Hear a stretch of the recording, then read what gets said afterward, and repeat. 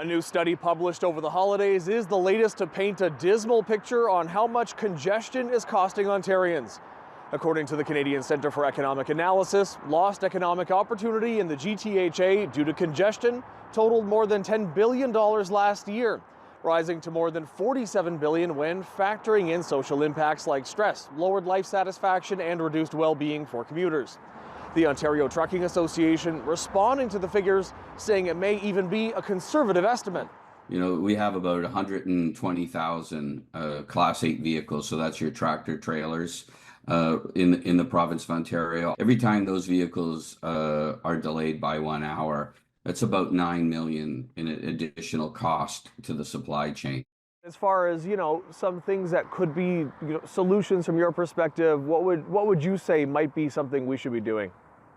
I think the recent announcement on the 413 and the bypass is something all parties need to get behind. Expediting construction, all these things. The recent announcement about expediting the Gardner. There are a couple of, I guess what you would say, very big ticket things the current government is looking at. One of the more conversation-provoking suggestions was the tunnel under the 401. Also the buyback of Highway 407. Do these sound like things that are just too big to do to you, or do these excite you as possibilities? No, we need big thinking. We do face issues on certain parts of the 401 and the QEW, but there is nowhere else to build. So you're either going to go up or under. And I think the other issue, too, is ensuring that, the people that utilize the trucking industry move to off-peak hours. The study also found the number of vehicles on GTHA roads has increased 37% since 2001 and by 17% outside the region during the same time. The Ontario Road Builders Association is one of the groups that commissioned the study. They believe there is political will to build road and transit projects, but two other problems remain, one being a labor shortage.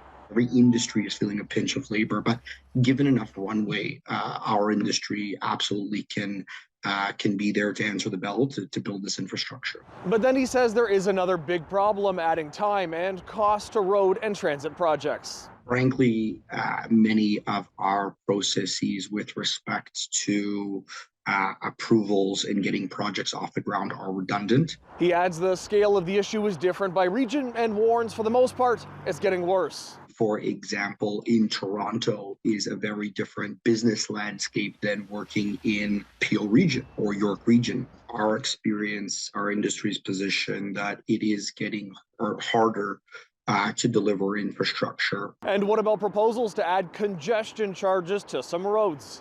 The Ontario Trucking Association warning that would be a cost consumers could expect to have passed on to them.